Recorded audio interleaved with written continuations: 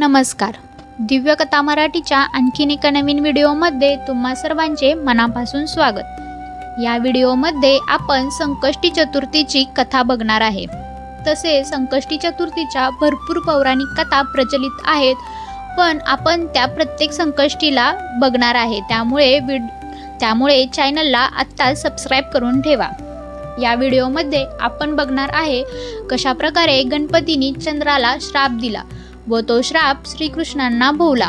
कशा प्रकारे श्रीकृष्णांवर स्वयंतक मणी चोरल्याचा आळ आला. चला तर मग कथेला सुरुवात करूया. एकदा गणपती बाप्पा उंदरावर बसून घाईघाईने जात असताना घसरले. तेव्हा त्यांना बघून चंद्र उपहासाने हसला. हे पाहून गणपतीला चंद्राचा खूप राग आला. गणपतीने चंद्राला श्राप दिला की आजपासून तुझे तोंड कोणी पाहणार नाही.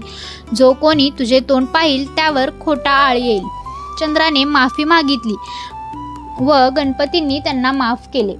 पण वर्षातून एक दिवस भाद्रपद शुक्ल चतुर्थीच्या दिवशी म्हणजेच गणेश चतुर्थी दिवशी जर कोणी तुझे तोंड पाहिले तर त्याला हा श्राप भोगावा लागेल व संकष्टी चतुर्थीचे व्रत केल्यावर त्यातून त्याची मुक्तता होईल.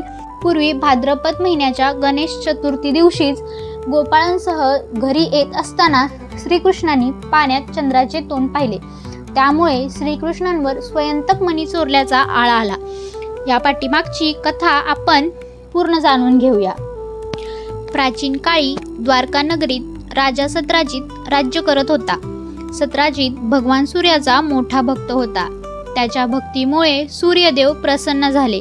त्यांनी सत्राजितला एक अद्भुत रत्न दिलं, ज्याला स्वयंतक मणी असं म्हणतात. या मणीचे विशेष गुणधर्म होते. हे रत्न दिवसाला 8 भार सोनं निर्माण करत असे. सत्राजितने हे रत्न आपल्या स्वतःच्या फायद्यासाठी वापरण्यास सुरुवात केली. एकदा श्रीकृष्णांनी सत्राजितला सुचवलं की हे रत्न राज्याच्या भल्यासाठी ठेवावे, पण सत्राजितने नकार दिला. एके दिवशी सत्राजितचा भाऊ प्रसनेन स्वयंतक मणी परिधान करून जंगलात शिकारीला गेले. तिथे त्याच्यावर सिंहाने हल्ला करून त्याचा वध केला आणि मणी घेऊन गेला. पुढे तो सिंह जिथे मणी घेऊन गेला तिथे जांबवंत नावाच्या वनराजाने त्या सिंहाचा वध केला आणि मणी आपल्या गुहेत ठेवला. इकडे प्रसनेन परत न आल्याने सत्राजितने श्रीकृष्णांवर मणी चोरल्याचा आरोप केला. या आरोपामुळे श्रीकृष्णांना मोठा अपमान सहन करावा लागला. आपल्या निर्दोषतेचा पुरावा देण्यासाठी श्रीकृष्ण स्वतः जंगलात गेले. शोध घेत असताना त्यांना जांबवंताची गुहा सापडली. जांबवंत हा अत्यंत बलवान योद्धा होता. श्रीकृष्ण आणि जांबवंत यांच्यात 21 दिवस तीव्र युद्ध चालले.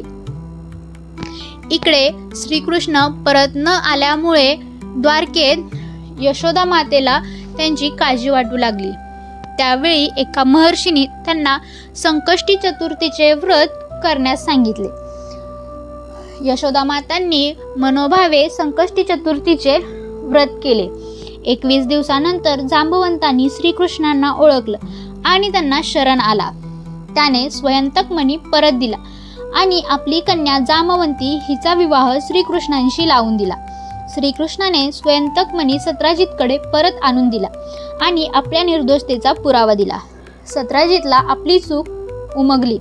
त्याने श्रीकृष्णांची माफी मागितली आणि आपली मुलगी सत्यभामा हिचा विवाह श्रीकृष्णांशी करून दिला. कथा कशी वाटली? आवडली असल्यास चॅनलला सबस्क्राईब नक्की करा, कारण पुढच्या संकष्टी चतुर्थीला आपण अशाच वेगवेगळ्या कथा आपल्या चॅनलवरती घेऊन येणार आहे. त्यामुळे चॅनलला आत्ताच सबस्क्राईब करून ठेवा. धन्यवाद. भेटूया पुढच्या व्हिडिओमध्ये.